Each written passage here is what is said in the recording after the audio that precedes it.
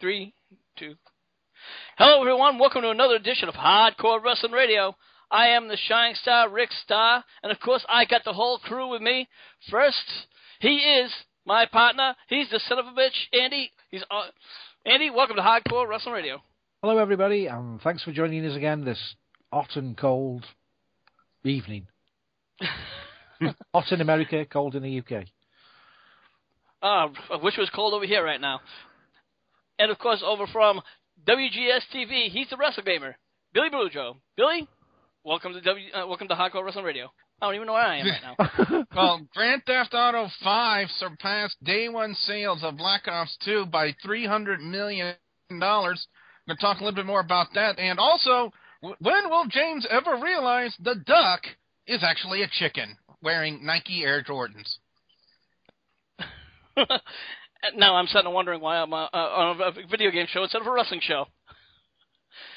And then way over from the West Coast, he's the Bay Area MVP, known as Will. Will, welcome to the show.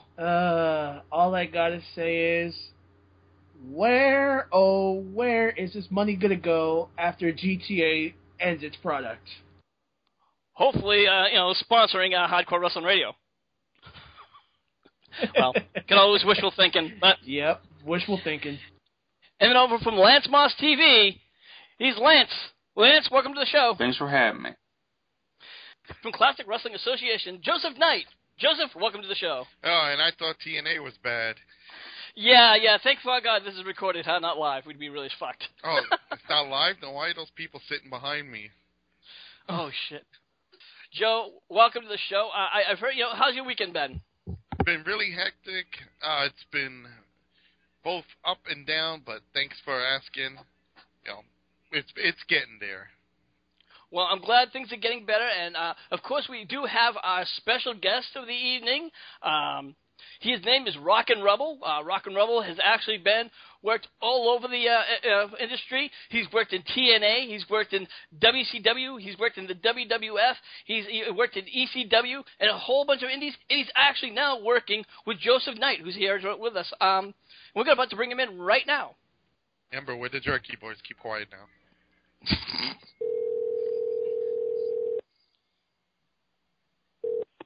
Hello. Hello, Mr. Rockin Rebel. This is Rick Starr from Hardcore Wrestling Radio. How are you, sir? We're doing all right. We're off to a shaky start, but we're starting to rock. How are we doing? I'm doing very well. All right. Well, Mr. Rebel, we were looking over your profile, and we found out that first that you call yourself the original Ayatollah of Rock and Roller. Now, we only know of one other person who has that name. Of course, that's Chris Jericho. Now, why do you call yourself the original Ayatollah of Rock and Roller? Well, back in the day when, I was wrestling with ECW and stuff like that, I used to come out with the fringe jacket, the fringe pants and all that stuff, and, come out to rock music and stuff, and, it just stuck. So we went with that. Uh-huh. So, now, while you were in the CWA, you joined a group called the Extreme Evolution. What's this group about? Can you tell us a little bit more about this group? Well, I mean, it's still in its newer stages or whatever, but, Jason, who I worked with, very closely in ECW and stuff, formed this group and asked me to be a part of it. And, I said, hey, what the heck, why not? Let's go kick a couple people's ass. So, I mean, that's what I know of right now, with the group and stuff like that, in CWA. It's still in the new stages, but, we're going to try and recruit some more ECW alumni, and hopefully grow the stable. Okay.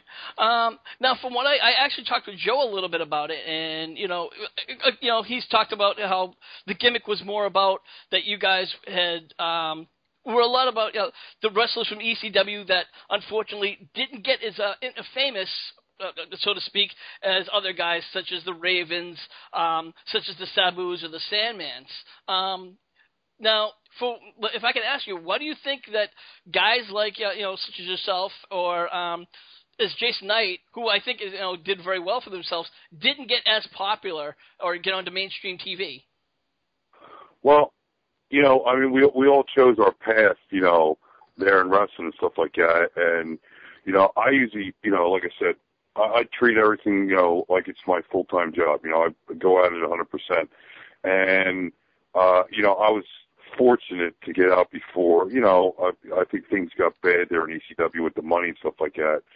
And stuff like that. And I did my own route, did a lot of my overseas stuff, made my money there and stuff like that. To me, it's just not all about the fame and being on TV all the time. It's about money too. I mean, I've had opportunities, to do certain things, but like I said, when the money isn't right, I'm not going to do it. Okay. Now you were in TNA's Gut Check. Tell me about that experience. What was that experience like for you? Well, I really wasn't interested in the Gut Check, but Simon Diamond, who was running it, there in Philly and stuff like that, emailed me to say, listen, I'm going to be doing the Gut Check in Philly in a couple weeks. I know you're pretty known in the area and stuff like that. Could you spread the word? Maybe could you come down and help out a little bit? And I said, well, I'm free that day. I said, yeah, why not? I'll come down and help out. And, and they incorporated me a little bit into, the Gut Check, working with the guys, taking a couple guys through the ringer and stuff like that. So, it is what it is.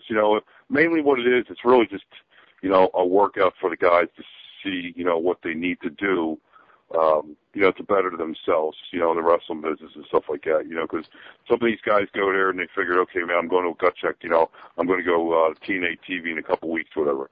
It's not that, it's just, it's just a seminar, just to, get some skills and some good advice, to better themselves in the wrestling business.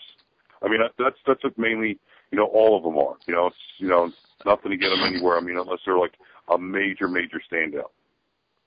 No. I mean, I'll be honest with you. When the Gut Check program first came out, I was really liked it. I thought it was going to be a great thing for the company, but unfortunately, it kind of dwindled out. I didn't see any of those wrestlers. I thought it was going to be, they're bringing on new stars, and it really dwindled. It didn't go anywhere. Why do you think that was?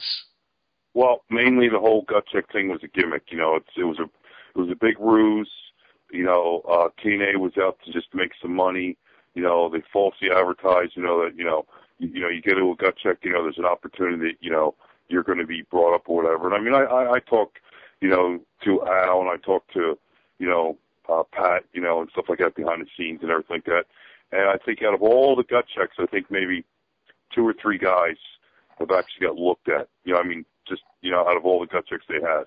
And I just, the whole big online, Gut Check thing and everything. I mean, it was all ruse. I mean, it really, it was, there's too many holes in it. And it was just a shame what happened. Gave TNA a bad name, not that they have the greatest name in the world, but, it really didn't work out for them. And like I said, I, shot an idea at Al, hey, why don't you do this or that, and, maybe have some, average Joe win it. And if he wins it, more people are going to sign up for it. It's going to save face, get rid of the black eye you guys had for this TNA thing. And I said, it's going to make every kid who wants to be a wrestler think that he has an opportunity in this world to make it if you let an average Joe win it. Like the idea, but Dixie shot it all down, she always does with everything. Wow. Well, let me ask you. You've obviously have probably the most experience with Dixie Carter that we've had with a lot of other people that we've talked with. What's your take on Dixie Carter? I mean, she's a nice woman, but she's not a businesswoman when it comes to wrestling. She's a mark for herself.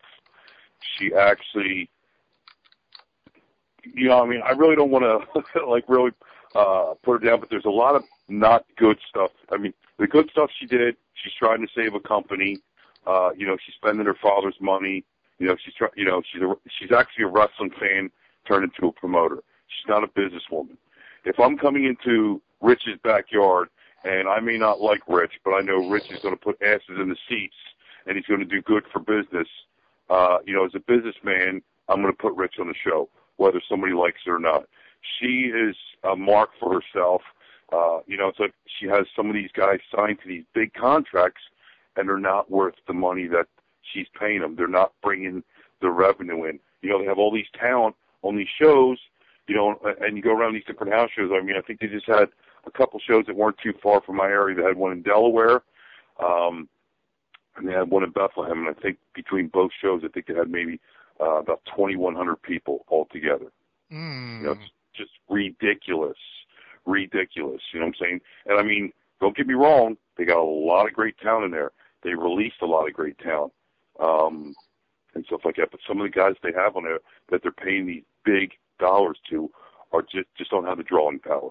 You know what I'm saying? If they're paying a guy $500,000, you know, a year or whatever, he should be bringing in at least that or twice as much, you know, revenue for the company, you know, but he's not. You know, they have not made a profit from day one in that company.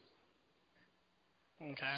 Well, let me ask you. I mean, if you could pick out two names that you think that TNA is either helping the company or not helping the company with, as far as talent-wise, who would they be? I think Bully Ray has really stepped up. I mean, you know, he, you know, with the whole angle he did, you know, being the big baby face for a while and then doing this. I mean, you know, he has really stepped up. I mean, you really just can't say one or two guys. I mean, you got guys like Bobby Roode, who's great talent in there. Austin Aries is good talent. You know, I mean, they do have a lot of good talent. It's just not being used properly. And, you know, some of the other guys I feel they have in there, you know, are dead weight. You know, I mean, it's like, you know, Bischoff's kid's in there. You know, Briscoe's kid in there. You know, I don't even know what they're doing on TV. I mean, they're still like wet behind the ears. I don't know why that, you know, somebody's even pushing those guys, and it's just, you know, it doesn't look good. And like I said, you know, people don't get behind that stuff. They look at that, you know, and like, are you kidding me? These guys suck. What are they doing? What are they doing in the ring? You know, I know guys that have, you know, better talent. You know, I mean, poor Christian York, a good buddy of mine. You know, they give him a kiss goodbye. The guy's got a good look. You know, the guy can work. He's good on the stick. You know, and what do? They release the guy. You know, I mean, you know, somebody like him would have been good in there. You know what I'm saying? If used properly and stuff like that. You know, there's so much, you know, good and bad in there. I think there's too much bad and everything. I think they're getting to the point where they're either going to have to, you know, really downsize themselves and get themselves back in order, or, you know, they're just going to fold within the next year or two. You know, it's a shame, but, you know, they hate to say it, but it's, you know, that's only going to fund, you know, Panda Energy is only going to fund the company for so long, you know, before, you know, his accountant says, you know, hey, you know, this is going to be too much. Well, I'm not sure if you heard this or not, but already, I guess, I believe I heard this from Joe himself, but the wife have already stepped in and said no way, because the father, who was giving, you know, Dixie pretty much all he wanted, but the mother himself, the wife had stepped in and said, enough, you know, giving you know, Dixie all she wants, because this has got to stop. Because apparently he was just giving her whatever she wanted, as much as she wanted, and apparently the brokers were not happy, so she had to step in and say, you know, cut the funds a little bit. Right. Had to put a cap on it. Yeah, the situation is, I mean, you know, when you have that amount of money, you know, you either have to spend it or you're going to get taxed on it. And you can only write it off for so long. And like I said, she was a mark for herself. You know, she brought Hogan in, she brought Bischoff in, you know, she brought, you know, all these people in. But at the same time, you got to, you know, and mismanaging money, you know, it was just like going through the fingers. And I've heard it from a lot of people that, hey, this is like another WCW in the making. And like I said, I foresee the handwriting on the wall with everything. And I even said this to everybody, you know, because what you just told me was the first time I heard that. But I knew the writing on the wall, you know, where after a while, you know, his accountants are going to say, hey, listen, you know, this is $62 million, you know, we got to do something here. You know, we can't keep doing this. You know, you can only write off a loss for so long, you know, before the government turns around and says, hey, you know, what are you still doing this for? You know, so it's, you know, I mean, it was the same thing with Ted Turner for the longest time when Bischoff came in there. You know, Turner gave him, you know, a blank check, you know, and, you know, he recruited everybody from WWF, and, you know, Turner's, you know, just keeps giving him money, and then Time Warner turns around and says, hey, Ted, what are you doing with our money, buddy? You know, you're not making a profit here. And then what do you know? Up in smoke. Yeah, exactly. Well, listen, I want to thank you for the questions. I do have some other people who's going to ask you some questions. I'm going to put it over to Lance. He's got a couple questions for you. Lance, over to you. Nice to meet you, Rockin Rebel. How are you? Good. I know you were in the original ECW. and you had a feud with the Sandman. What was that like? You know, it was pretty easy. You know, him and I were pretty much neighbors. You know, we used to train a lot together and stuff. And you know, people ask me, hey,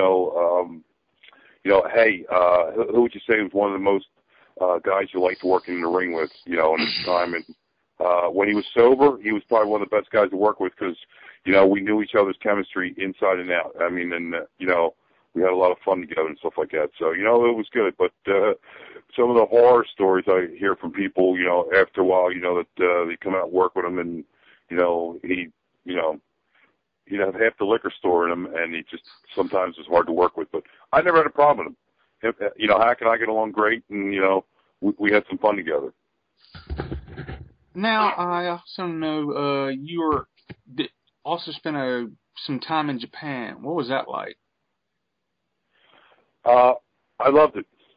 You know, and I used to tell guys, you know, I said, if you can wrestle over there, you know, because, you know, it's things are a whole lot stiffer. You got to work a whole lot tighter.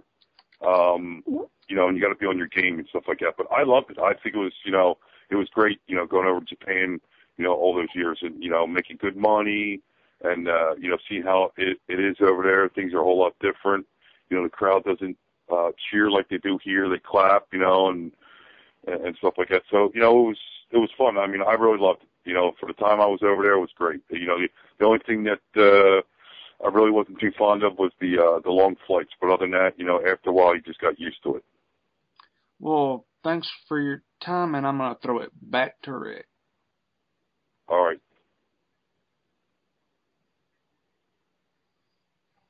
Or to Andy.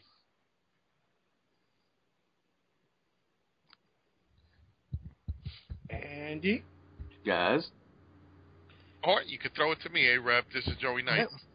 Sorry about that. Hey, Sorry Joey, about how are that, you, guys. buddy? Hanging in there, buddy. Hanging in there. Long time no talk. Sorry about that, guys. I was talking into my headset and I was on mute. Very professional. Way to go, Andy. Jeez, I pitched things. I'm going to say, hey, I typed your message and say, Andy, you're next, and I just, jeez. I'll pick it up and then I'll hand it over to Joe. Andy. Hi, Rockin Rebel. This is Andy from the UK. Take 16, and we'll try and get our questions out as soon as we physically can.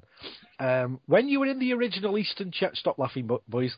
When you were in the original Eastern Championship Wrestling, and it changed to Extreme Championship Wrestling, as we all know today, did things really change in the locker room? And I mean, like, did the talent change? Did egos just get bigger? Was money just wasted willy-nilly? What was the real big changes that you probably saw from calling the Eastern Championship to Extreme Championship? Well, I think what it was is when it was Eastern, I think it was more of the local guys, some of the guys that were there from when it was the old TWA days, and it was, you know, mostly, you know, surrounding Philly guys. And then when it started to get to Extreme, and Paul had taken over, you know, because, you know, they had gotten rid of Eddie Gilbert, you know, because Eddie Gilbert was trying to make it the Eddie Gilbert show, and it was, you know, a couple of the boys were complaining, you know, to Todd about it. So, you know, but I could just see Paul was just sliding in that door. And with Paul taking over, Paul started bringing in a lot of the outside guys. You know, we had Teddy coming in. You know, he had Dreamer, he had Taz. You know, got Sabu come in. You know, and you know, honestly, I really did like the change and stuff like that. You know, because you know, then you start to work with different guys who I had worked with before, working with Tony Rumble up in Massachusetts and New York. So, you know, knowing those guys, it was great. You know, working with guys that had a little bit more, how can I say, experience under their belts and stuff. And it was great. It was good. But like I said, with Paul, you know, he just started stretching Todd's wallet a little bit. You know, and I could start to see that, and I could see exactly where this is going to go and stuff like that. You know. But, you know, I mean, it was great. For the time I was there, you know, I would have loved to stay there. But, you know, unfortunately, you know, I got a better offer and, you know, I took off. Yeah, and how ECW ended up in the end before Vince had his claws into it. It was probably a wise move to move away before all the stories where people have promised God knows how many dollars and never got paid. So you probably made the wisest decision. Yeah, you wouldn't believe some of the stories I heard with some of these guys. I mean, I'm talking with Shane and talking with Carino and guys, because I remember I think it was about 8 or 9 months before they closed up. I got a call from Dreamer, because I only live 45 minutes from the arena, and he said, "Hey man, look, we'd like to bring you back in. We need another mouthpiece because all we got is Carino. What do you think?" And I told him, I said, hey, $1,500 a week, just like everybody else. He's like, they can't do that and everything. I said, "Why is that?" "Well, the money's tight and all that stuff." And I'm like, "Hey man, if I'll be on the road 4 days a week, that's what I want." And Paul's like, "Oh, USOB, go back and work for WCW and this guy and that guy, whatever." And I said, "At least I know their checks won't bounce." Yeah. And then I walked out of the arena right in front of Paul, and I said, right in front of all the boys. So, I don't pull no punches. I didn't care. I walked. I said, "Tommy, you and I are good buddies. We've worked together for a long time." I said, "But you know what? I'm not going to put up with crap like that. You want me to do my job, as a wrestler, I'll do whatever you guys ask me to do." I said, "All I ask for in return is you guys do your job as promoters, and you pay me what I ask you to pay me." And I said, and I'm only being fair. Yeah, fair days work for a fair day's pay. Exactly. I'll be a professional and do my job. You be a professional and do your job. And I said, and I could see that Paul can't keep his end of the bargain. So, toodles. Yeah. So that was that. My only other question, well, I'll try and sneak one more in if I get time, but I was looking on Wikipedia, and you can't always believe everything you read on Wikipedia, but it's got quite a massive listing of all the championships that you've actually held. Out of all the championships that you've held, which one was the most important to you on a personal level? Which one really meant the most to you? That's really a hard question to answer because, like I said, each one is like a little special in each way and stuff like that. It's just I really can't say. I mean, because just a couple months ago, I did something with with my little boy, my little daughter in the ring and stuff like that. So that was special. Everything is special in every little way and stuff like that. And but if I really had to pick one, I would probably say my very first title, which was the TWA title. This was the prelude to ECW. It was Joe Goodhart's group, who Todd Gordon was the funding guy for back then. So it was like my very first title, and I actually worked. Some guys soon they'll be out of a job. But trust me, there's a lot of backstabbing, a lot of back talk, behind a lot of people's back and stuff like that. And it's not like the old days, where everybody helped each other, everybody worked each other, and it's like, "Hey man, I'm coming up to work in New York, Dreamer, thanks for booking me the show. I got a couple shows in Philly, get you booked on." Everybody worked with each other back in the day. Nobody did any of that kind of crap, you know what I'm saying? But things have changed, you know what I'm saying? And everybody's out for themselves now, I suppose. Right. If people want to talk about the biggest backstabber in the business, you got to talk about Shawn Michaels. Shawn Michaels is probably one of the biggest backstabbers in the business and stuff like that, But I've heard that so many times on other wrestling interviews. Guys followed by Triple H. Right, guys are actually doing it because they want to get themselves somewhere in the business, and you can't fault somebody for that. But I always look at it as there's a level of respect that you got to have, and I'm the same way. It's like I'm all about respect, and it's just a shame that that is true. There's a lot of paranoia. There's a lot of backstabbing. Hey man, you don't need to bring Rebel in. For $500, you can bring 3 other guys in instead of bringing him in. I've heard that stuff before. So. Yeah. Well, at the end of the day, it's their loss. It's been a pleasure to talk to you, and long may your career go on, injury-free. Hopefully, thank you. I'll hand you back over to Rick. Over to you, Rick. All right.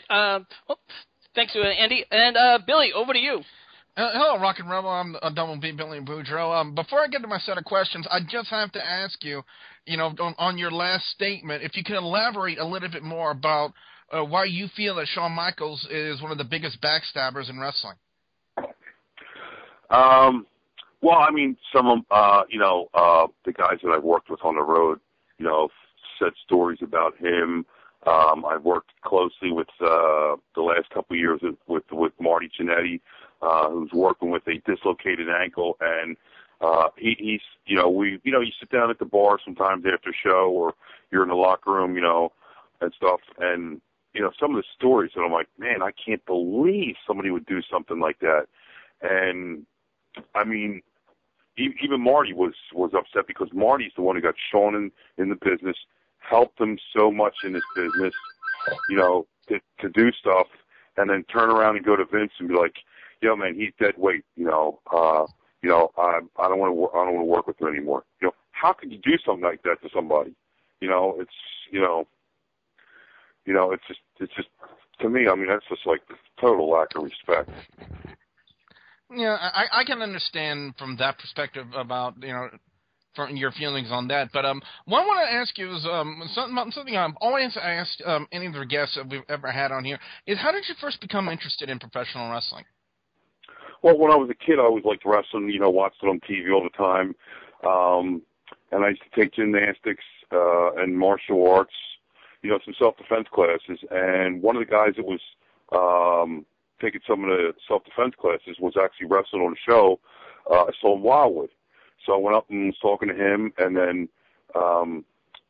Tommy Kyra, who worked with me in ECW, was on the show too. And I said, hey, where do you guys go to school for all this stuff? And, what are you doing, all that stuff? And, he said, hey, man, they got a couple, schools around here, and, maybe go to Larry Sharp or whatever, and, stuff like that. And like I said, the rest was history. I just, got myself moving and got to a couple places, and boom, everything took off from there.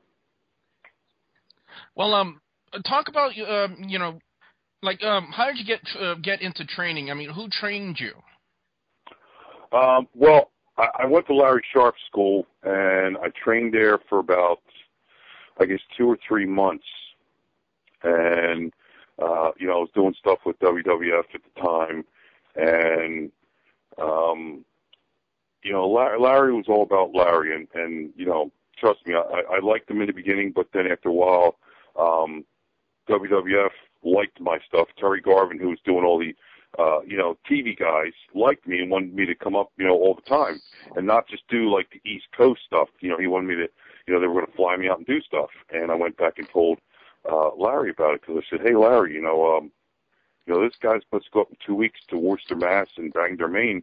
I just want to let you know that the first night is in Worcester, Mass, not Bangor, Maine, and the second night, is in the other place. He's like, well, how do you know? I said, well, because Terry Garvin already booked me up there and stuff like that. He's like, oh, you're trying to screw me out of my $30? I'm like, no. I said, listen, I'll still give you the $30, even though I work for him. I said, out of respect to you, but I just don't want the guys to go to the wrong building on the wrong day and everybody lose out or whatever. So he said, tell you what. He's like, get out. I said, why? I said, he's like, you going behind my back? I said, I wasn't going behind your back. I said, you knew I was already booked on the stuff. I said, you just got the wrong information from Dennis. Dennis gave you the wrong information. And he's like, sorry. I'm like, hey, in this business, aren't we supposed to better ourselves when you do that? He goes, yeah, but I'm Larry Sharp. You don't do that to me. I went, okay, see ya. Walked out the door, went down to Wildwood to work out at a gym, ran into Joey Maggs. And he was having a show that weekend. Got hooked on the show. There was Rock and Roll Express there. I talked to Ricky and Robert Gibson, and, the rest is history. I started driving down to North Carolina on the weekends and started training with those guys, and the rest was history from there. What kind of an experience was it for you to work with Ricky Morton and Robert Gibson? Oh, honestly, it was a blessing in disguise, because, they educated you. It's like they didn't want you to carry their bags into the building, but it's like they're just trying to teach you the basics and everything. So, I said, hey, man, you want me to carry your bag? Yeah, you want to carry my bag? Fine. And then I ran into Tracy Smothers, the Armstrongs, all those guys in there, Arn Anderson, met all those guys, at a really young age. And it's like, wow, getting to work with these guys, just being new in the business. And, those guys come to me going, hey, man, I saw you on TV working against the Honky Tonk Man. Good shit, good shit. Like, hey, man, thanks, And it was great work with those guys because all the Southern boys, man, they were all respectful and stuff like that, So I was like, wow, this is great. So I said, hey, driving 8 hours on the weekend's worth it, So it was the best experience because they, from what I learned to those guys in that short period of time, it would have taken me years, learning it from Sharp and all those other guys. He never educated you and stuff. All he wanted you to do, unless you were like 7 foot tall, is pay your, tuition every week. That's all he wanted. I can only imagine at that point in your career, with you being so young and so green in the business, to get that kind of respect from some of the well-known guys like Arn Anderson and Rock and Roll Express, that had to mean a lot to you at that point in your career.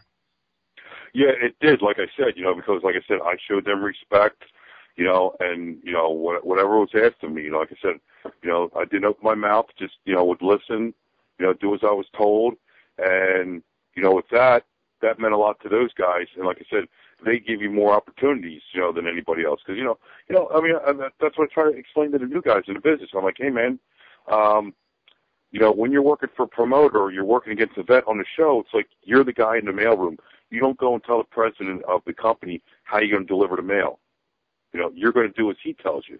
You keep your mouth shut and whatever he says, you do. You can say it. If you're not sure of something, just say, hey, listen, I'm not comfortable with that. I don't want to make you look bad or, do something that's going to screw something up and, do something that's bad for the show. These guys, they get a couple weeks of training under their belt and they think, they're the next Austin Aries or whatever and stuff like that, the next Jeff Hardy or whatever, and have, everything goes out the window with the concept of the respect for the business. This I have to ask. How was the Rockin' Rebel born? How was the gimmick, the gimmick, the concept behind the name, the Rockin' Rebel? How was that started for you?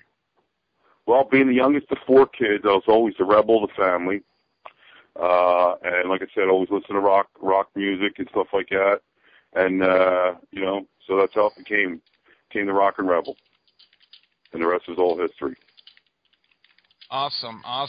And my final question for you, Rockin' Rebel, it's been a real pleasure getting the chance to talk with you tonight.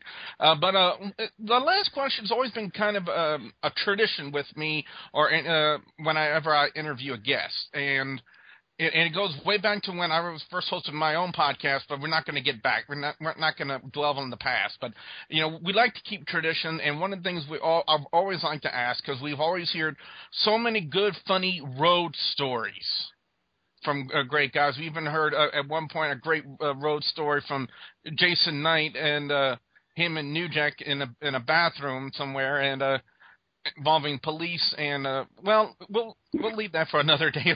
Well, I'm sure Jason, they could probably tell you that story. Yeah, be sure you ask about him, New Jack, and the police at a truck stop. I'm pretty sure we'll have a very good story. But what I want to ask you, Rockin' Rebel, is do you have any funny road stories that you can share with us tonight? I mean, I got plenty of them, but I think the one that really stands out is I used to work for the Boston Bad Boy, Tony Rumble, before. And I mean, that's how I got involved with Taz and Tommy Dreamer and all that stuff. And we were working on it at a show in Messina, New York. And it's like a real small town, but had a huge arena there. And we had maybe, I couldn't tell you, maybe 4,000 or 5,000 people at this show. And we were supposed to fly out from Messina to go back to JFK, not too far from where Dreamer lived and stuff like that. And it was foggy out, and they wouldn't fly us out. And it was me, Taz, Dreamer, and the Sheik. And the Sheik had an autograph signing that afternoon, and he was flipping out. And he goes, I can't believe it. I'm the coach of the United States wrestling team. Ted Turner needs me in Atlanta. What are you going to do? And he grabs this woman from behind the counter, you know what I'm saying? And he's telling her he's going to stretch her. He's got to take 3 different colored vitamins, and I mean, it It was unbelievable. So they freak out because they couldn't, they have a cab drive us all the way to Rochester, New York, and flies from Rochester to JFK. But the whole time we're there, it's me, Dreamer, and Taz in the back of the cab. Sheik's up front with the cab driver, and the cab driver, is some Middle Eastern guy, and Sheik's, calling him all kinds of towel head, and I mean he's, dot head, and he opens up a Tylenol bottle, and he's got multicolored. He's like, "You wanted a gimmick, going to drive you faster, to get us there." I mean, it was just, we were just laughing the whole time. I mean, he had this driver so scared. I don't think this guy was going any slower than like 75. All the way to Rochester. It was just unbelievable. So, I'm sorry. That's a good one. Ladies and gentlemen, here at Hardcore and the funny thing is the cab driver never asked us what the fare was. And I think me, Dreamer, and Taz all pitched in $20, gave him $60. But this guy was so scared that as soon as we all got out of the car and got our luggage, I mean, he just peeled out. You could just smell the burning rubber. I mean, the guy couldn't wait to get out of there because he thought the Sheik was actually going to kill him for real. Break him in half, make him humble, you fucking... You drop more F-bombs than we do probably at Hardcore Wrestling Radio. Oh, my God. It was unbelievable. Well, Rockin Rebel, thank you very much for that road story. Now I send it back over to the host of Hardcore Wrestling Radio himself, the illuminous one, the shining star, Rick Starr. Okay, we're back. And thank you.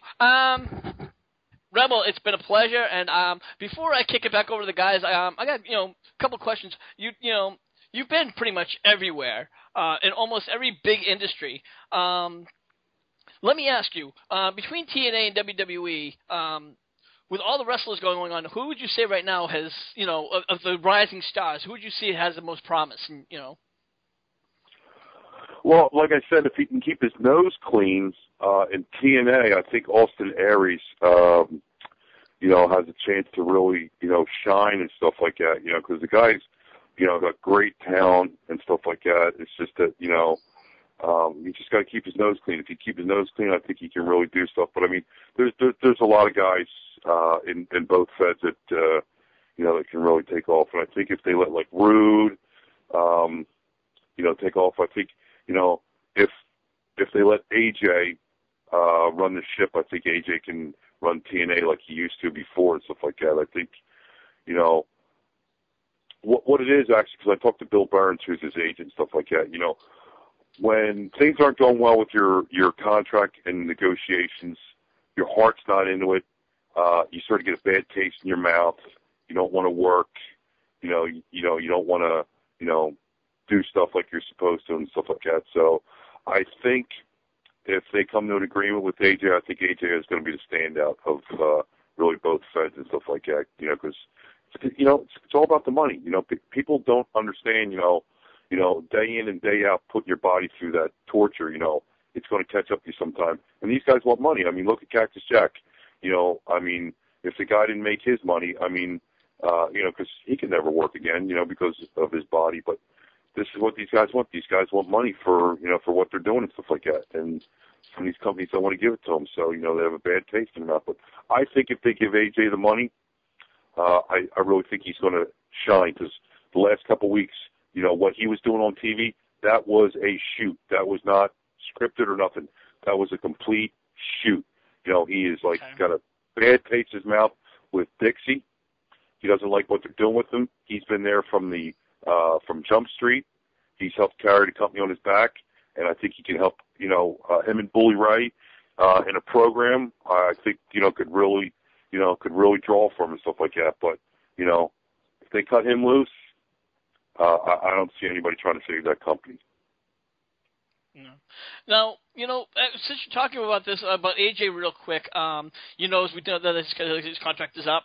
A couple of people's contracts up. We know that Mickey James is now gone from from TNA because of money issues.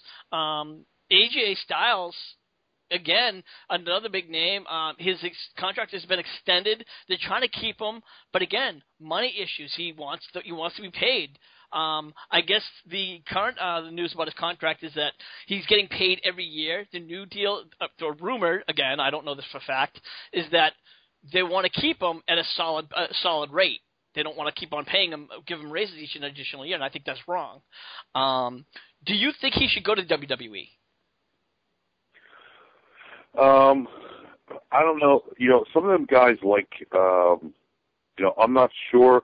You know, I mean, he may go, but I mean, I know, you know, speaking to Bill and speaking to AJ before, you know, when I saw him, you know, that he likes the, you know, time off and stuff, that he can spend time with his family and stuff.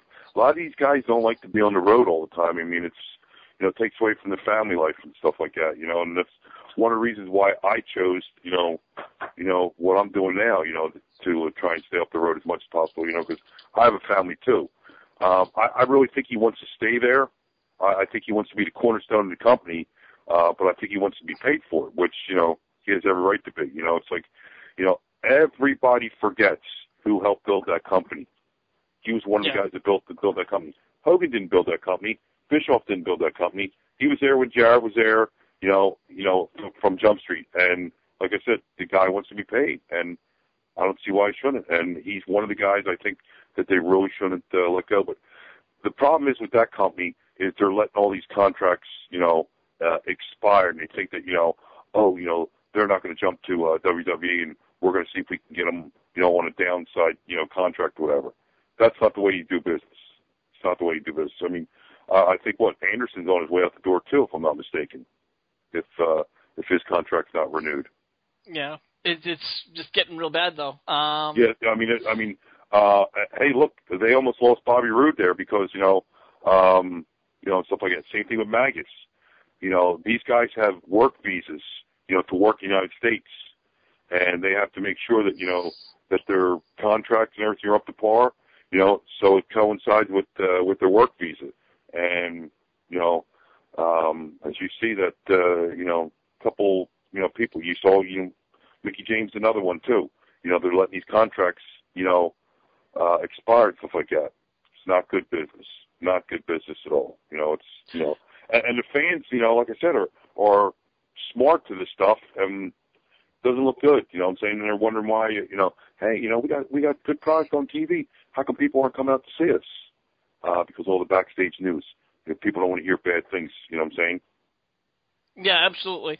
And, you know, it's a shame because, you know, when this company first started, you know, at least when I started watching it, I really thought this was going to be the next big thing. The company really was shining bright, and unfortunately, it's starting to wither real fast. Hopefully, you know, it's not too late for them to turn things around, and, you know, but if not, you know, they could just be, you know, another company that's just gone under, and it's a shame. The problem that happened with them, they tried to compete with WWF. They should have been their own company. Should have stayed with their six-sided ring. I agree. Many of that. And should have been their own product, not try to duplicate anybody else. Did their own thing. They knew they're never going to be number one. You know, there's never going to, you know, I mean, nobody else is going to be able to catch them. But when you try to be number one, and you're never going to be number one, that's the biggest failure in the world. Exactly. You're setting yourself up for failure. What they should have done is, like I said, stayed with the six-sided ring, had their own thing. Because let me tell you something. You know, they had, you know, they were on the up and up there. I mean, when I was working with Samoa Joe, doing a lot of indie stuff together with them, and back then, you know, Bill Barnes used to work for the company. You know, it's like, hey man, I like to book this guy, whatever, and bring him in. You know, things were on the up and up for that company. And once that stuff changed, you know, it hasn't been good since. It's a shame. And I think that's their major downfall. And I think, you know, they're getting to the point where they're getting scared. They're bringing Jarrett back in, like, hey, what do we do? What do we do? You know, we don't know what we're doing and stuff like that. So, because they thought they were going to be saved with working with Muda's company, and he put a big kibosh on that. Yeah. Do you feel that when Hulk Hogan came into TNA the very first time, that was almost like the beginning of the end for TNA? Listen, I like Hogan. I really have nothing against Hogan. He cost me my job actually at WCW because that's the reason why I left ECW is because Kevin Sullivan offered me a deal to go to WCW and make 5 times what I was making in ECW, and I went. And after being there only 4 months, Bischoff brought Hogan in and gave him Ultimate Power, and he cleaned everybody out. He got rid of Mike Graham, he got rid of Kevin Sullivan, put Arn Anderson, on the shelf, got rid of the whole booking committee there, and at the same time, I was just going to be another number there, and I sort of went out the door too, not too long after that. And I think what they did with him there is like, and he's going to tell you that he has no creative control power, full of it. Yeah. Him and Bischoff have so much creative power behind the scene, whispering in Dixie's ear, this is what we want to do, da-da-da-da-da, and they do it. And like I said, but with the company, going on the downslide, you don't see Hogan going, hey, man, I'll take a pay cut, or Bischoff the same way. They just keep signing checks, and they're telling everybody, if Dixie would do things this way, the company would succeed. Really? Well, you're signing that paycheck from her every month. So, you know what? The only time you're really going to come out and speak the truth is when the company's under the ground, no longer in existence, and you're going to say, I told her to do that, and I told her to do this, and she wouldn't listen. Really? Well, how about all that money you made with the company? Well, I was owed that money. Give me a break. Yeah. Well, I believe Andy has another question. Andy?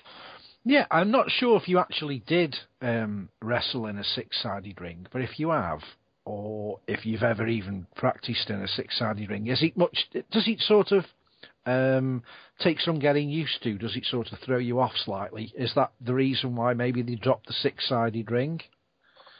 Well, it's I've worked in it a couple times, and it's a little different. It's fun. It's shorter corners. For me, I like, which was great and stuff like that. The thing is that they didn't think they were growing fast enough, so they got rid of it, and they said, hey man, we got to put on the same product as Vince does, and that was the worst thing to do. They didn't realize that they were growing little by little, with everything going on, and they tried to get back to the old school wrestling, like with Hogan and all that stuff, because he's one of the guys that didn't like the 6-sided ring. He wanted to go back to the 4-corner post ring and stuff like that, and I really think that if they had just stayed with what they did before, when Jarrett and all them were there, because it was more like, I'm trying to say like a modified Ring of Honor, the way it was before. It was more, of the athletic type wrestling and stuff like that. You didn't have all the scenarios like with the aces and eights and all that stuff now, and stuff like that. And it's just not TNA. It's just not TNA. To me, it's like, it's hard to say. It's like Rockin Rebel becoming Santa Claus as a wrestler. It ain't gonna fly. Yeah. I mean, I must admit, the guys now that are on the show with us now, we've all said exactly the same. The 6-sided ring is what got me interested. I was just sitting there one night in the UK channel hopping and thought, oh, an octagon, what the hell's this? And at first I thought it was MMA or UFC, and then you saw people like Jeff Jarrett, and I thought, wrestling in a 6-sided ring, that's dead original. And then suddenly it exploded in the UK. It was massive. It was shown on primetime television. And then, I don't know what happened, it went to a 4-sided ring. And now it's on a, as it's called, Challenge TV in the UK, which is a channel where they do game shows. So it got demoted from the top-ranking TV station to a piss-piddle-poor ranking station just because they dropped it to a 4-sided ring. And I think the TV companies thought, seen it all before, nothing new. It's just done the product no favours. Yeah, their ratings actually have dropped here in the States too, with everything. I mean, it's really not good. And like I said, the only reason why they're still on TV is because of the TV contract they have right now and stuff like that. It's they don't know what they want to do. It's cost them so much money to be on the road too. At the same time, it was I mean, I understand why you want to leave Orlando, because sometimes the people that come in there or people that are coming into the park that aren't wrestling fans. Say, hey, let's go see a wrestling show, and to put those fans on TV to have, which I saw the one show, which I was totally, in shock, sitting there like, I can't believe it. You got Hardy versus Rude, Bobby Roode versus Austin Aries in a three-way, and the people are sitting there on their hands. Yeah. There's no crowd participation at all. Exactly. And I'm like, this is a 5-star pay-per-view match, and there's people are just sitting there like, okay, when are the fireworks going to go off? When's the log flume going to come down and splash them with water? It's like, you got to be kidding me. On live TV, and it was just like, not good, and stuff like that. And like I said, I just felt it was just like another WCW. They should have went back to Nashville. The way they had it before. 6-sided ring, short WCW type studio, with the lively crowd who was into the wrestling, you know what I'm saying?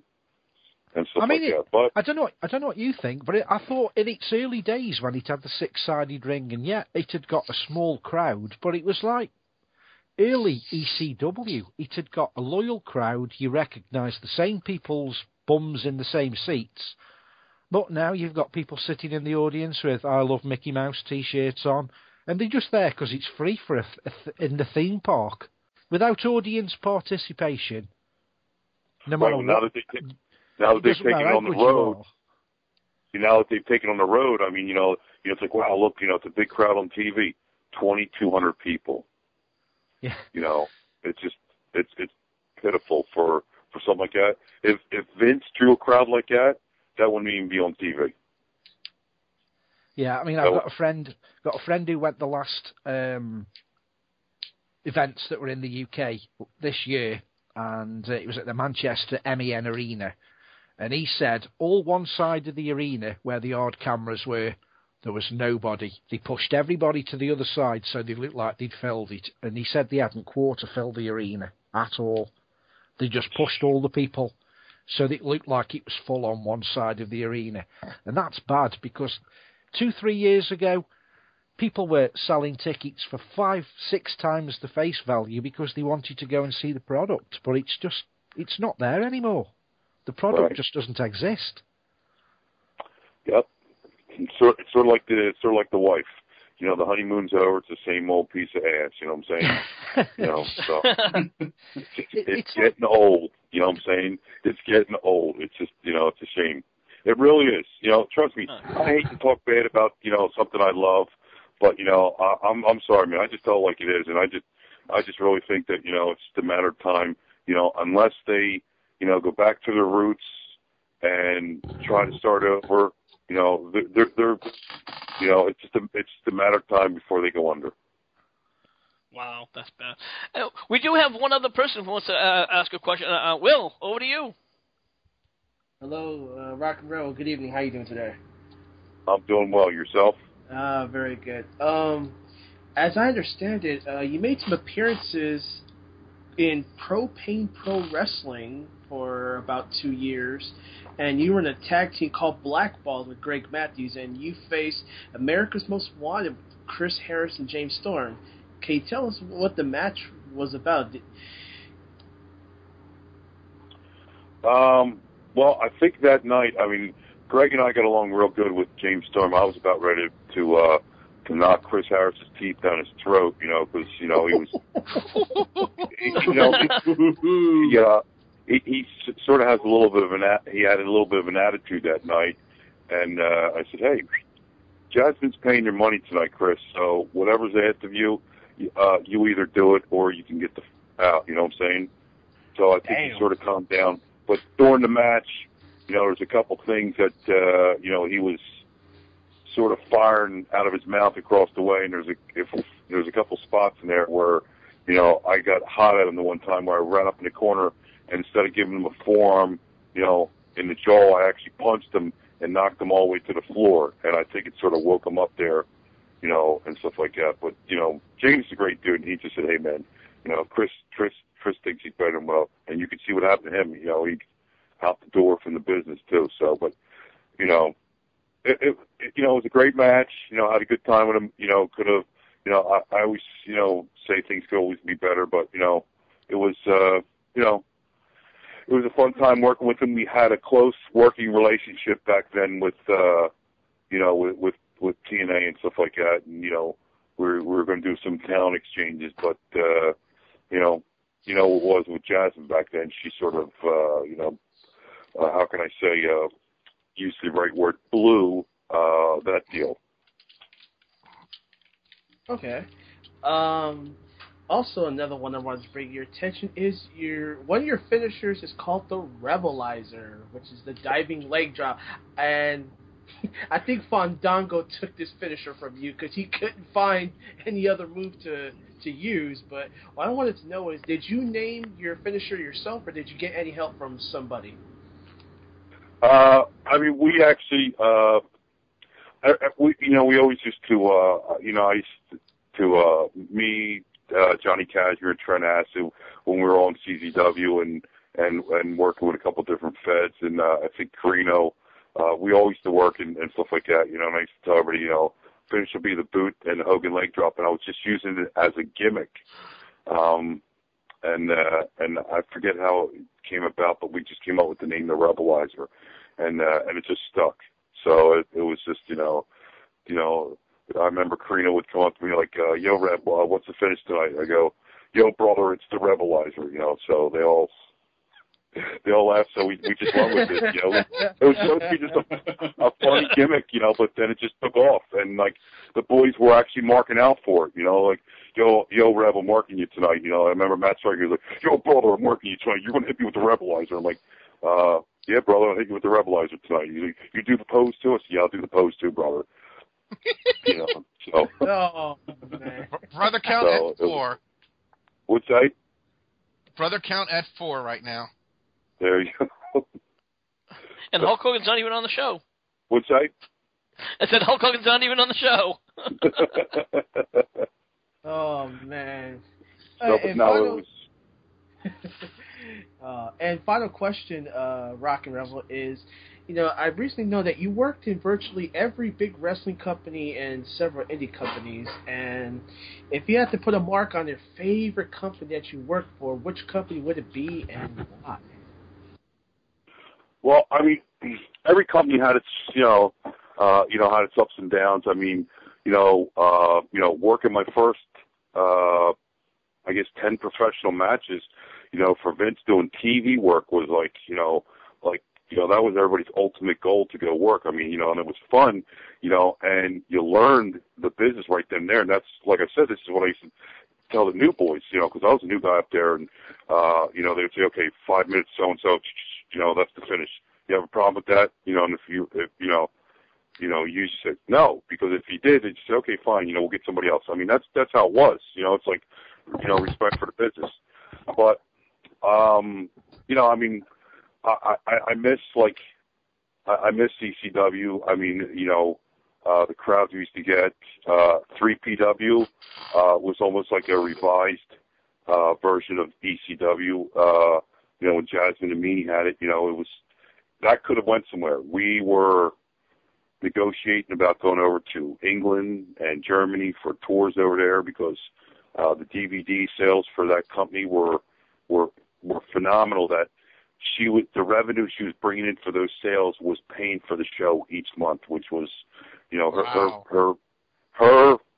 I think she would spend anywhere between six to 8,000 per show at the arena, and I mean just for the money that she was making overseas. But her problem was she got Dixie Carter fever. She wasn't a businesswoman. You know what I'm saying? It was, I started this company. It's all about Jasmine. No, it ain't Jasmine. It's about everybody on the show. And Meanie could have had something big there too with all that stuff. But it's a shame that, like I said, everybody's not a business person. Indeed. Well, Mr. Rebel, we'd love to thank you for coming on the show. Before we let you go, there's a couple of things we want to ask you. First, where can we find you at? Is there a place that fans can kind of look you up or find you?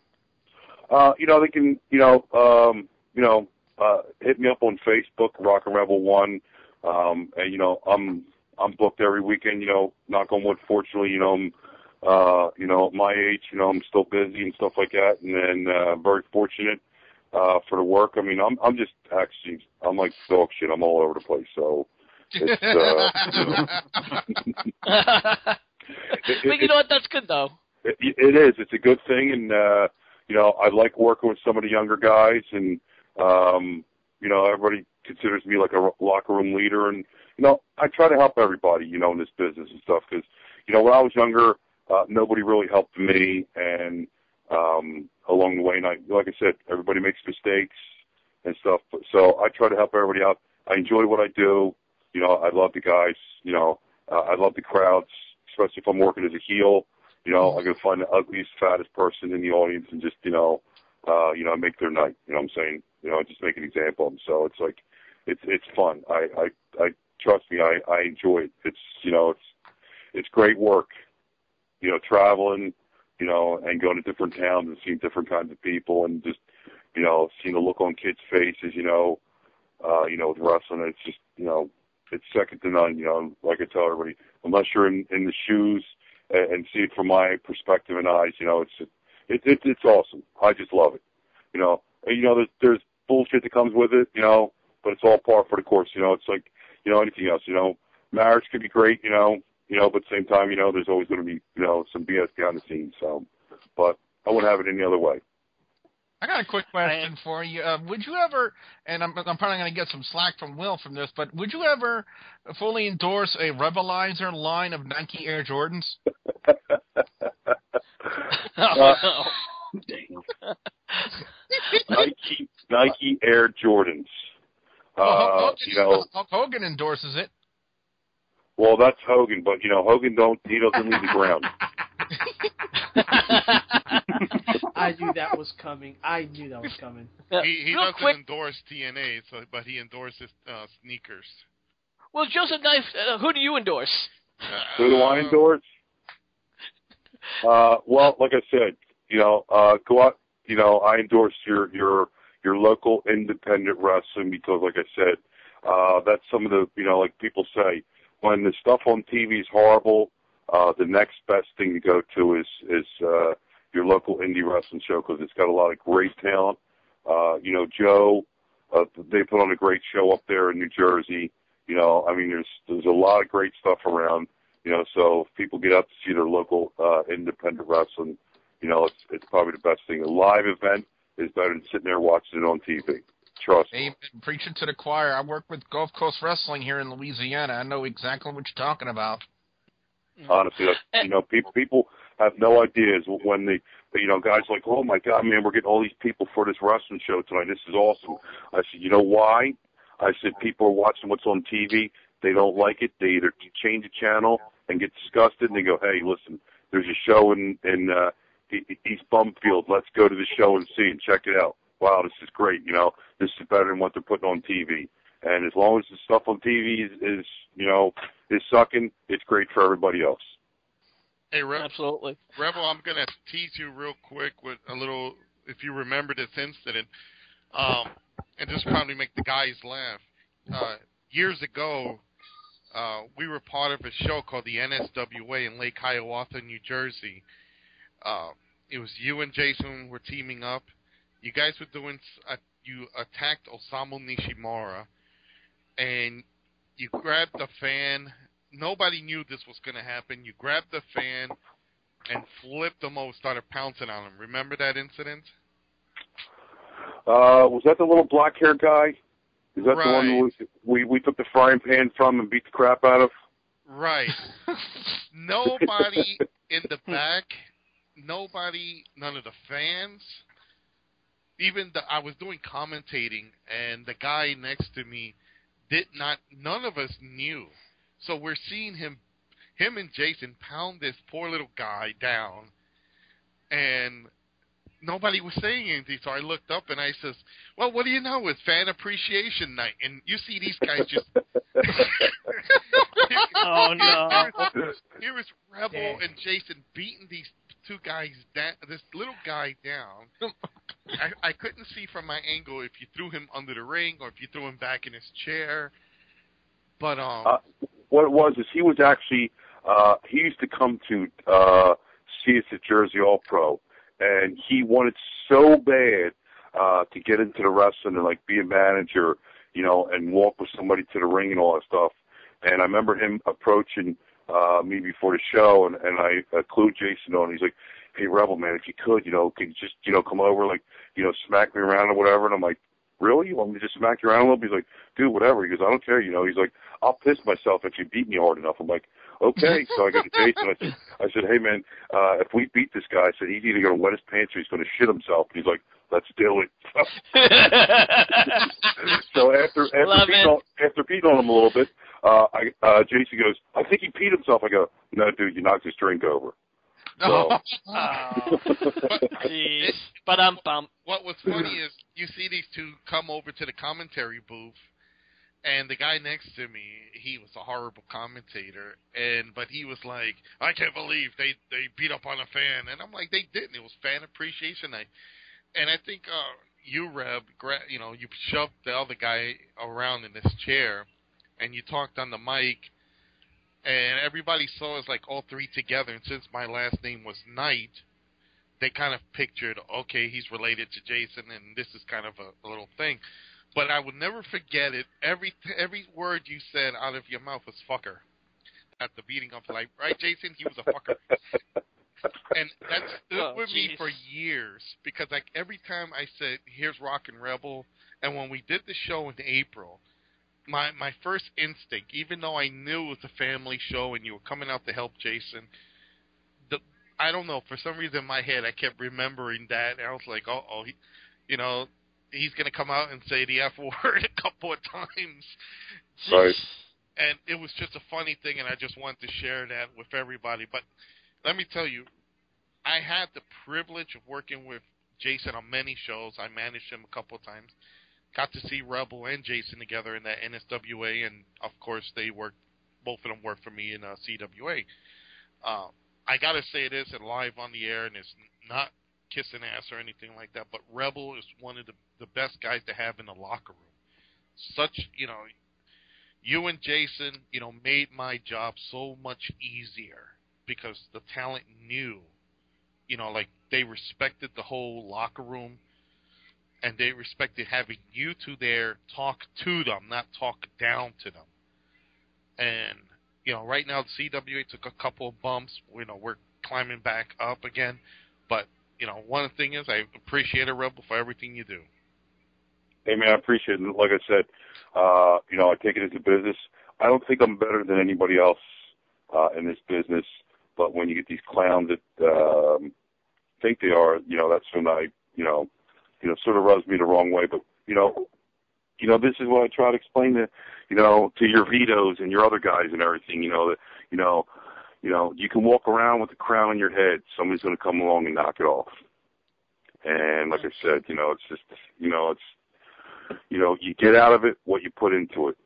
And I'm just, like I said, I'm humbled and privileged, to still be able to do this and help, everybody, like yourself and stuff like that. And that's just, when this business thrives, it makes me happy, and I'm able to make money and feed my family. And that's what my main concern is and stuff like that. And, I want to see things, on the up and up. And I hate to talk bad about something like I said earlier, but that's just me. I speak the truth. I'm not going to sugarcoat anything. I'm just going to tell them like it is. And, if I'm not happy with something, I'm just going to, let everybody know. And I really do, want to help everybody and stuff like that in this business. Because trust me, when I first got in this business, I had opportunities to work with different companies and make big money.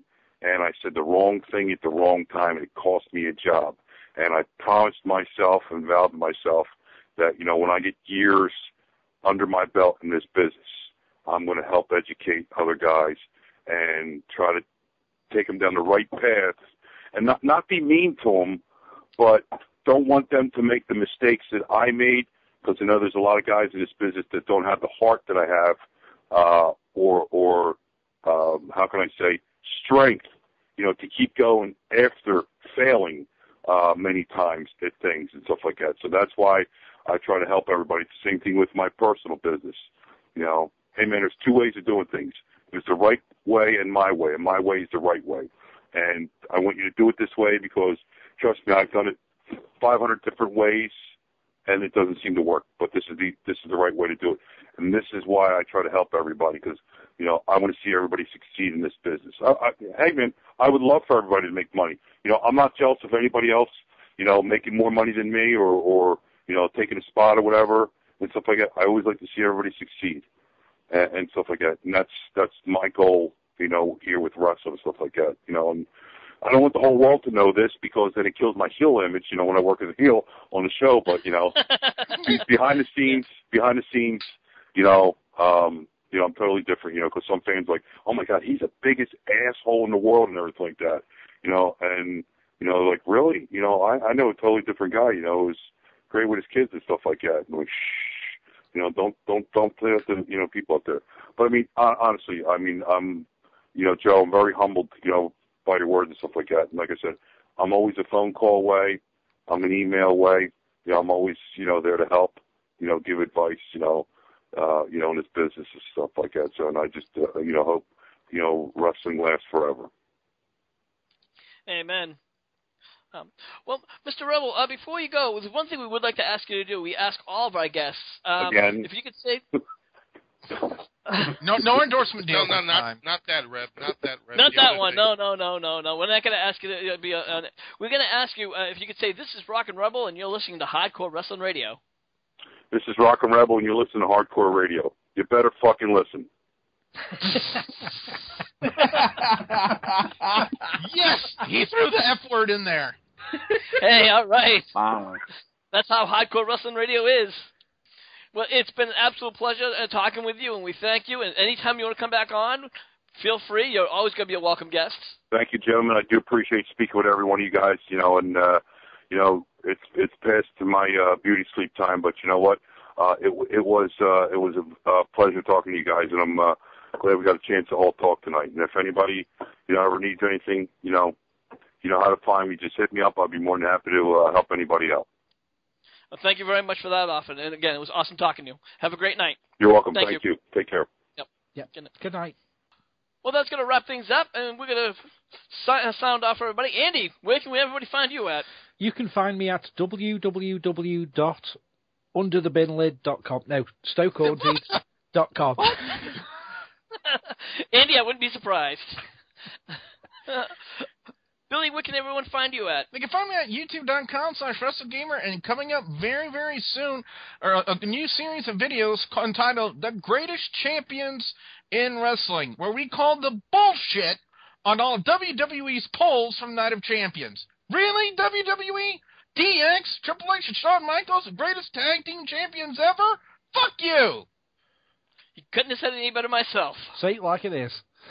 Dumb fucker. That's right.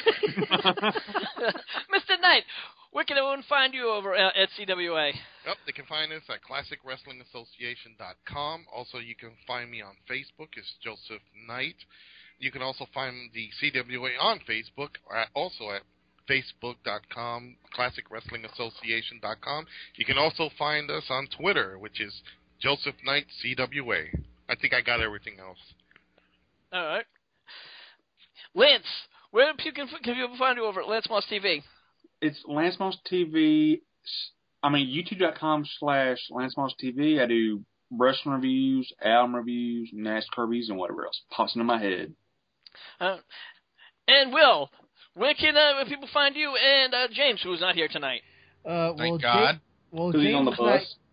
James will be joining us momentarily for the news, but you guys can find us at instagive.tv over there on the gaming side of Vaughn TV, or we'll be around with you guys here at HWR, of course. All right. And, of course, when it comes to Hardcore Wrestling Radio, you can always find us on Facebook.com/Hardcore Wrestling Radio. And anytime you want to listen to all of our shows, head on over to Spreaker.com/HWR Media. Make sure you like us. Make sure you hit that follow button. And make sure you listen to us next week when we have our featured guest. Her name, that's right, Tammy Lynn Sitch, better known as Sunny from the WWE Diva. So, if you guys don't want to miss it, head on out next week. Until then, I'm the Shining Star saying, see you when we see you. Ladies and gentlemen, tonight's episode of Hardcore Wrestling Radio has been brought to you by the Rockin Rebel's brand new rebelized version of Nike Air Jordans. Oh, wait. No, the product's been pulled. I'm sorry.